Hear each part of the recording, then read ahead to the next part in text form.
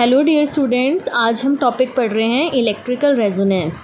तो इस टॉपिक में हमने रेजोनेंस का इफ़ेक्ट चेक करना है। इलेक्ट्रिकल सर्किट में LCR सीरीज सर्किट में रेजोनेंस का इफ़ेक्ट चेक करना है। तो आपने 11th क्लास में रेजोनेंस का बेसिक कंसेप्ट पढ़ा था मैकेनिकल ऑसिलेटर में या सोनोमीटर में। सोनोमीटर की एक वायर है जो वुडन ब्लॉक के ऊपर फिक्स होती है और उसके ऊपर हम एक राइडर रखते हैं।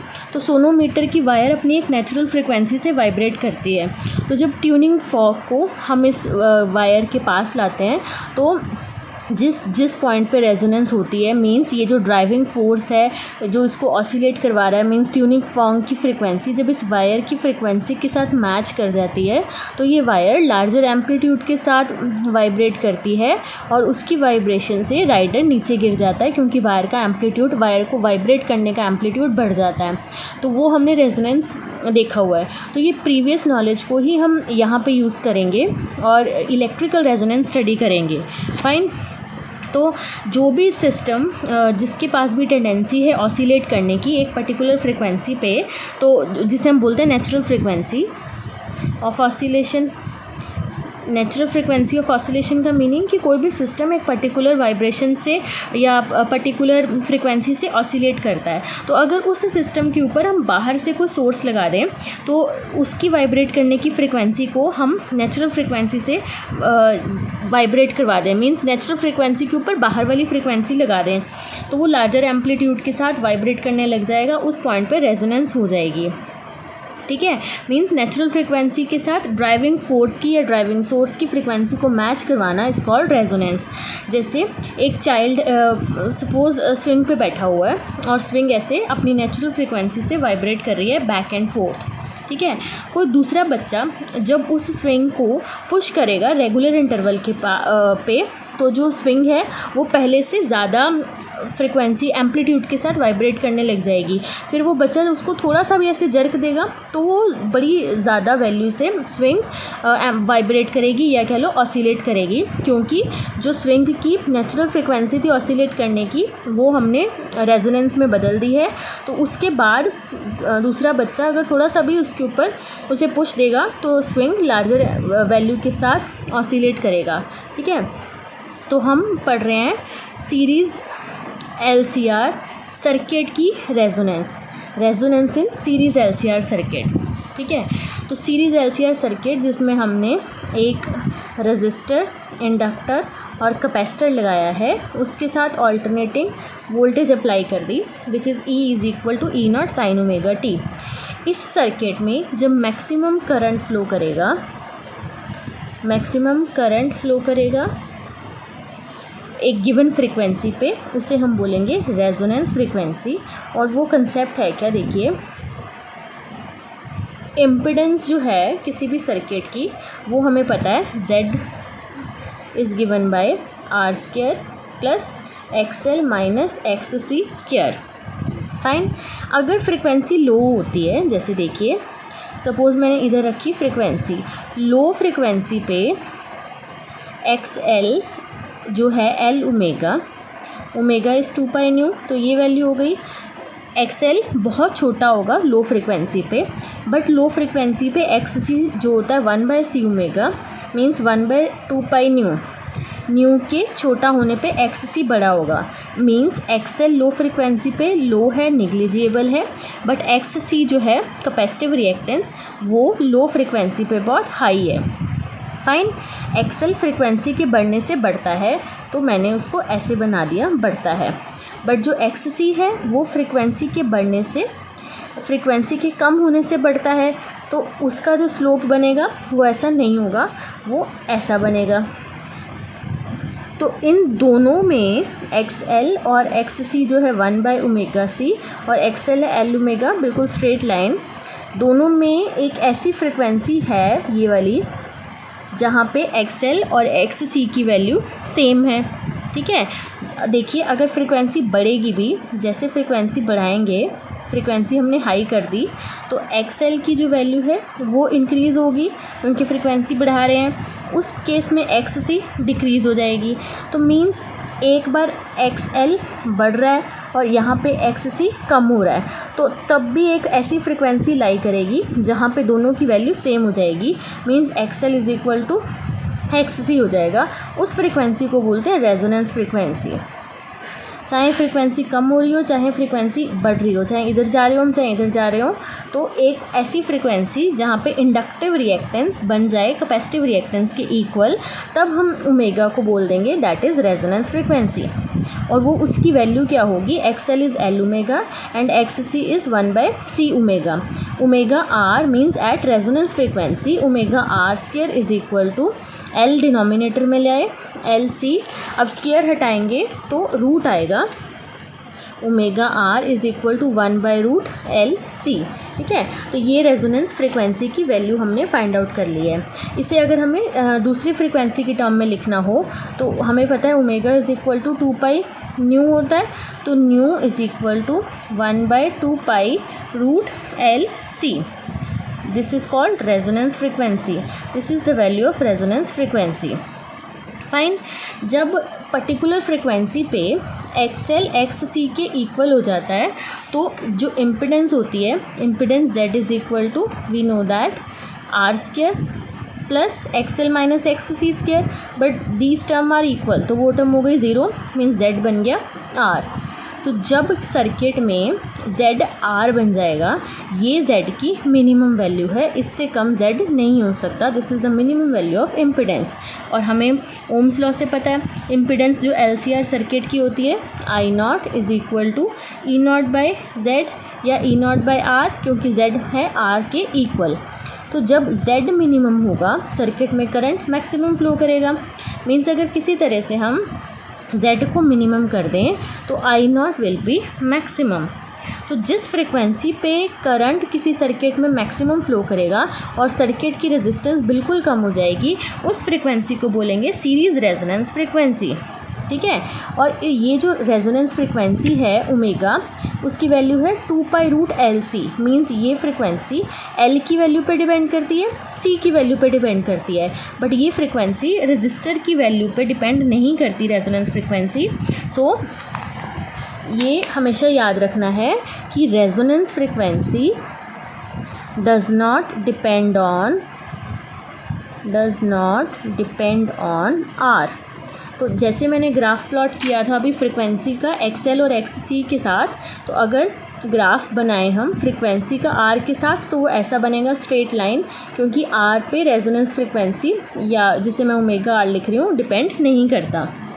फाइन, तो क्योंकि एक्सप्रेशन में ही R की वैल्यू नहीं है।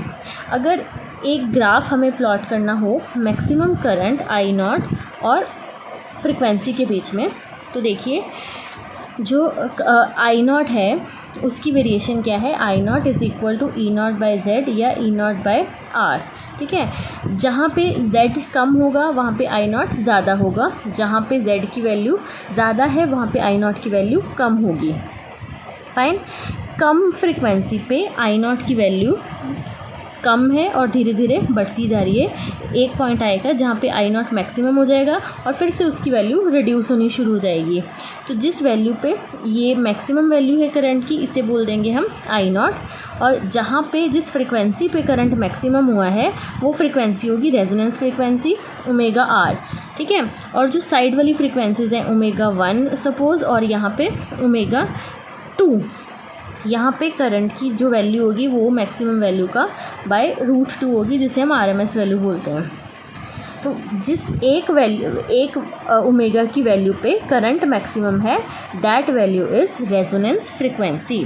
ठीक है, तो ये जो वेरिएशन मैंने दिखाई है सर्किट की पीक की, ये फ्रिक्वेंसी और करंट की वेरिएशन है, means current with the changing frequency of applied voltage. अब ये हमने देखा कि फ्रिक्वेंसी ग्रेटर देन और less than omega R, means ये वाली ओमेगा 1 और ओमेगा 2 जो ओमेगा R से कम है या ज़्यादा है, वो वैल्यूज़ उस पर करंट की मैक्सिमम से कम ही है। क्लियर, और जहाँ पे I0 सबसे ज़्यादा है वहाँ पे सर्किट की जो इम्पिडेंस है वो सबसे कम होगी, मीन सर्किट की रेजिस्टेंस कम होगी। और अगर जो ये जो वाली ऊपर वाली पीक है वो 10 ओम पे है सपोज़, तो नीचे वाली जो एक और अगर मैं ड्रॉ करूँ पीक ऐसे, तो वो पीक होगी 100 ओम पे। मैं यहाँ से आपको क्या बताना चाह रही हूँ कि जो करंट है वो रेजिस्टेंस पे, फ्रीक्वेंसी रेजिस्टेंस पे डिपेंड नहीं करती, ठीक है, फ्रीक्वेंसी रेजिस्टेंस पे डिपेंड नहीं करती, बट जो करंट की मैक्सिमम वैल्यू है वो इन्वर्सली प्रोपोर्शनल है आर के। Maximum value of current is inversely proportional to R, means जितना आर कम होगा आई नॉट ज़्यादा होगा।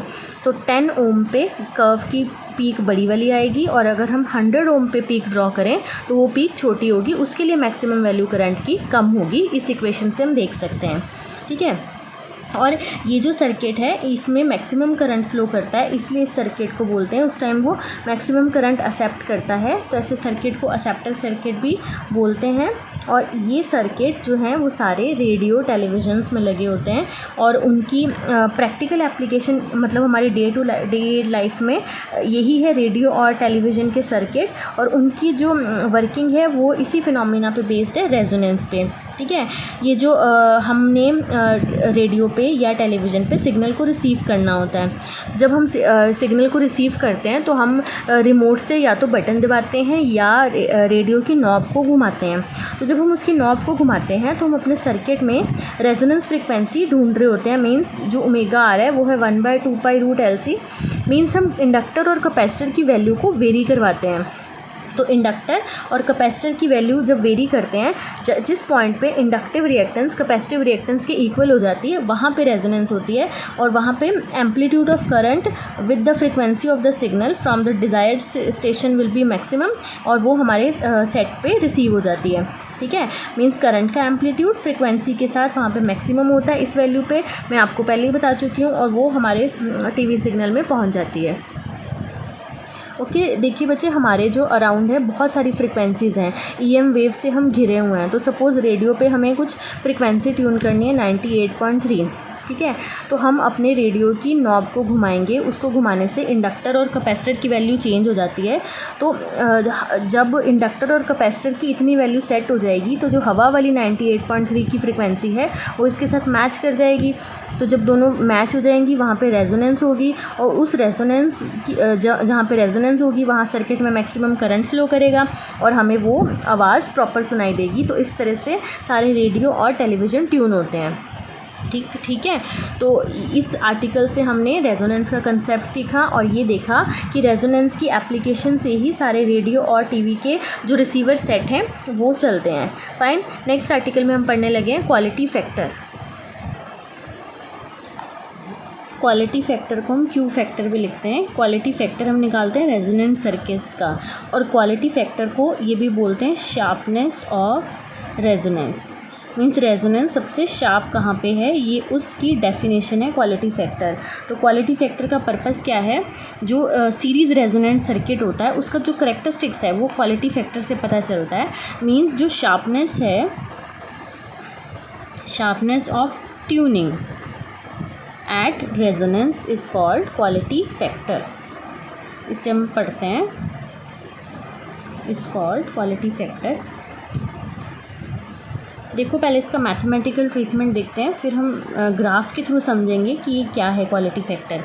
क्वालिटी फैक्टर रेजोनेंट सर्किट का डिफ़ाइन होता है कि वोल्टेज अक्रॉस इंडक्टर कितनी है, या voltage across capacitor C divided by voltage across resistor, means resistor के अक्रॉस की वोल्टेज अप्लाइड वोल्टेज कह सकते हैं V, और इधर भी अप्लाइड वोल्टेज अक्रॉस रेजिस्टर। मैं रिपीट कर रही हूँ, quality factor is the ratio of voltage applied across inductor या voltage applied across capacitor divided by applied voltage या voltage across resistor, applied voltage या वोल्टेज अक्रॉस रेजिस्टर, ठीक है। Means इसे इस टर्म में भी सॉल्व कर सकते हैं और इस टर्म में भी सॉल्व कर सकते हैं। तो quality factor voltage across resistor, voltage का फॉर्मूला I/R, I सर्किट में फ्लो कर रहा है सपोज I, और इंडक्टर की जो रेजिस्टेंस है वो है L omega divided by voltage across resistor वो है IR, ठीक है। तो I से I cancel, L omega by R. ये जो क्वालिटी फैक्टर है ये रेजोनेंस फ्रिक्वेंसी पे निकलता है, तो इसे लिख दिया ओमेगा आर। और रेजोनेंस फ्रिक्वेंसी की जो वैल्यू है वो है 1/2π√LC और डिवाइडेड बाय आर। तो जो न्यूमरेटर में L है उसे ऐसे लिख सकते हैं √L into √L divided by 2π√L√C R. √L से √L कैंसिल, तो क्वालिटी फैक्टर की वैल्यू बनेगी √L/C, ये √L/C और 1/R। ठीक है, तो ये जो फ्रिक्वेंसी है ओमेगा आर ये 2π नहीं होती, वो दूसरी फ्रिक्वेंसी होती है, तो 2π नहीं आएगा। ये फ्रिक्वेंसी होती है 1/√LC। अगर मुझे दूसरी फ्रिक्वेंसी लिखनी होती तो मैं 2π के टर्म में लिखती। तो क्वालिटी फैक्टर की वैल्यू आई √LC 1/R। ठीक है, अब इन टर्म्स ऑफ कैपेसिटर भी इसे निकालते हैं। Quality factor in terms of capacitor कैसे? क्वालिटी फैक्टर है voltage across capacitor, voltage I into XC bye voltage across register, IC cancel, XC होता है 1/C ओमेगा आर। ये भी रेजोनेंस फ्रिक्वेंसी पे है, तो C ओमेगा आर क्या है? Omega R we know that is 1/√LC और ओमेगा आर डिनोमिनेटर में है तो √LC ऊपर चला जाएगा, √L इंटू C और R एज इट इज़। इस C को भी ऐसे लिख सकते हैं √C इंटू √C, ये कैंसिल, तो वैल्यू बनी 1/R√LC। तो मीन्स क्वालिटी फैक्टर वही आएगा जो इंडक्टर के केस में था, 1/R√LC। ठीक है, तो मीन्स कि ये जो है वोल्टेज न्यूमरेटर में है क्वालिटी फैक्टर के, और डिनोमिनेटर में भी वोल्टेज का ही कंसेप्ट है। यहाँ पे है वोल्टेज अक्रॉस इंडक्टर और नीचे था वोल्टेज अक्रॉस रजिस्टर, तो दोनों न्यूमरेटर में भी वोल्टेज, डिनोमिनेटर में भी वोल्टेज। तो ये जो क्वालिटी फैक्टर है इसकी कोई डायमेंशन नहीं है, इसका कोई यूनिट नहीं है, no dimension no unit. Quality factor is just a number which shows high, means कि जितनी ज़्यादा क्वालिटी फैक्टर की वैल्यू होगी उतना ही कर्व की जो शार्पनेस है वो बढ़ेगी। देखो कैसे, सपोज़ करते हैं एक कर्व और इसमें एक पीक हमने ऐसे बनाई, ये कर्व की फर्स्ट फ्रिक्वेंसी ओमेगा 1, ओमेगा 2 और रेजोनेंस हुई ओमेगा आर पे। इस टर्म को बोलते हैं बैंड विड्थ। बैंड की विड्थ है ये ओमेगा 2 माइनस ओमेगा 1। एक कर्व हमने ऐसी बना दी, थोड़ी सी फ्लैटेंड, फाइन। और इसके ऊपर अगर मैं एक कर्व और नैरो बनाऊं बिल्कुल ऐसी, तो इन तीनों कर्व्स में आप देखिए जो कर्व ऐसे फ्लैटेंड है उसमें साइड बैंड की वैल्यूज़ का डिफरेंस कितना बड़ा आएगा। ठीक है, और एक कर्व जो बिल्कुल शार्प है उसमें जो साइड बैंड बनेंगे ओमेगा 1, ये वाला ओमेगा 1 और ये ओमेगा 2, तो साइड बैंड की वैल्यू का जो डिफरेंस है वो बहुत कम होगा। बट जो कर्व फ्लैटेंड है उसमें साइड बैंड की वैल्यूज़ का डिफरेंस बहुत ज़्यादा है। तो यहाँ से हमने ये देखा कि जो कर्व जितनी शार्प है उसके लिए क्वालिटी फैक्टर की वैल्यू ज़्यादा होगी। तो किसी सर्किट की अगर Q वैल्यू हायर है, लार्जर है, तो जो कर्व है वो उतनी नैरो बनी है, और नैरो है तो वहाँ पे रेजोनेंस बड़ी शार्पर वैल्यू की हुई होगी। फाइन। जो क्वालिटी फैक्टर अगर लार्ज है तो बैंडविड्थ जो 2 डेल्टा ओमेगा है, ये इन दोनों से निकालते हैं ओमेगा 1 और ओमेगा से, 2 डेल्टा ओमेगा की वैल्यू स्मॉल होगी तो रेजोनेंस कर्व शार्प होगी। इट मीन्स मोर सिलेक्टिव होगा सर्किट। बट अगर क्यू की वैल्यू स्मॉल है, स्मॉल वैल्यू का मतलब क्या है कि जो बैंडविड्थ है, जैसे ये इस वाली कर्व के लिए क्यू की वैल्यू स्मॉल होगी तो इसकी बैंडविड्थ बड़ी आएगी, साइड बैंड्स बड़े बनेंगे। तो साइड बैंड अगर बड़े बने हैं तो ये जो कर्व है रेजोनेंस कर्व ये कम शार्प है। इट मीन्स जो सर्किट है वो क्लोज टू रेजोनेंस है for larger range of frequency, तो ये लेस सिलेक्टिव होगी। ये सर्किट मतलब जो रेडियो सर्किट है या टीवी सर्किट है वो इसको चूज़ नहीं करेगा, लेस सिलेक्टिव वैल्यू होगी। ठीक है, तो जो रेजोनेंस की वैल्यू है मतलब क्वालिटी फैक्टर की जो वैल्यू है वो वेरी करती है 10 से लेके 100 तक इलेक्ट्रॉनिक सर्किट में। ठीक है, तो क्वालिटी फैक्टर का मीनिंग हमने क्या देखा कि क्वालिटी फैक्टर से कर्व की रेजोनेंस का पता चलता है। कर्व जितनी शार्पर होती है उतनी नैरो है और शार्प है, मीन्स उसके लिए क्वालिटी फैक्टर लार्ज है, तो वो वैल्यू जल्दी पिकअप होती है, सिलेक्टिव हो जाती है। ठीक है। तो क्वालिटी फैक्टर को अगर हमें डिफाइन बैंडविड्थ की टर्म में करना हो तो हम ऐसे भी कर सकते हैं, रेजोनेंस फ्रिक्वेंसी ये वाली मिडल वाली ओमेगा आर, और ये दोनों साइड बैंड वाली जिसे हम बोलते हैं उनके डिफरेंस को 2 डेल्टा ओमेगा। इससे शार्पनेस ऑफ रेजोनेंस निकल सकती है इस टर्म की रेशियो से।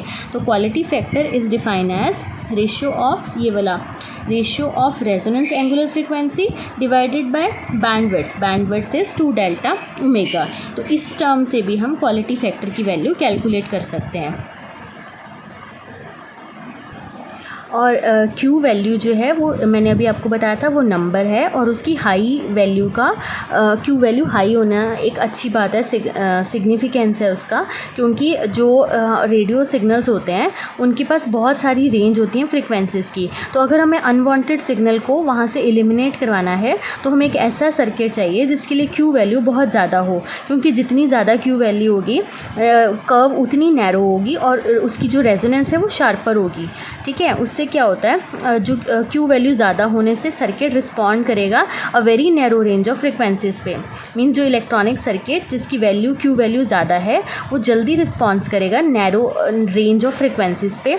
तो Q वैल्यू की जो Q फैक्टर की जो वैल्यू है वो 10 से 100 तक वेरी करती है। बट कुछ इलेक्ट्रॉनिक सर्किट बहुत हाई फ्रिक्वेंसी पे भी काम करते हैं, मीन्स क्वालिटी फैक्टर उनके लिए 200 भी रहता है। ठीक है, तो आज हमने इस लेक्चर में पढ़ा क्वालिटी फैक्टर एंड रेजोनेंस का कंसेप्ट। Thank you.